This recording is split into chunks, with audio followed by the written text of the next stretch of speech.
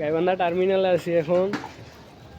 এখানে অরিন এসআর, অরিন তো এই কাউন্টারে থাকে না, বাট একটা গাড়ি কাজ করাচ্ছে, পিছনে আছে শ্যামলী এনার সব গাড়ি, হানিফের আছে, এসআর প্লাস এসআর, রাশেদ আছে, মাহমুগ্ধ এসআর, ইউনিটি আছে, সামনে অন্য গাড়ি আছে, ইউনিটি 76 গাড়ি, 76 গাড়ি, ভাইরাল গাড়ি, ভাইরাল গাড়ি, ভাইরাল গাড়ি।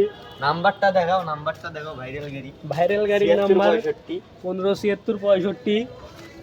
তারপর আবার পিছনে স্যার মাজবেদা, গাইবান্ধার স্থানীয় ব্যানার রিমি, যেটা এখন বর্তমানে মানুষ ইতিহাস হিসাবে জানে।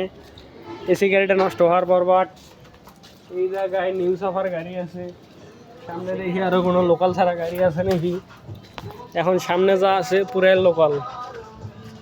কাউন্টারে যাই হোক তেমন একটা গাড়ি নাই, বাট অরিনটা দেখানোর ইচ্ছে, দেখি ওটা বার হলো নাকি এখনো আছে। কাউন্টারে সব লোকাল। রিমির পিছনে এই যে রিমির সামন, ওই সাইডে এই যে অরিনের কাজ করাচ্ছে। সামনে হানিফ, অরিনের 15। আমাদের বাস লাভারের পিক ওঠায় লাগবে, নিয়ে এখন পিক উঠবে। পিক ওঠার জন্য আমার ভিডিও নষ্ট হয়ে গেল। সবাই ভালো থাকবেন। ওয়ান গাড়ি দেখো।